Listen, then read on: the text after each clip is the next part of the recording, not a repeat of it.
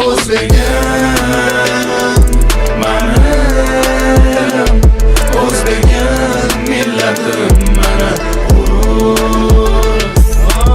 Zaminim elim go'da yanada bepayon, har tomonda Samarqand, Buxoroda Xiva tomon. Bo'limga doimani, bo'limga doimani, yana bu markazim dono dunyoning olamida mani.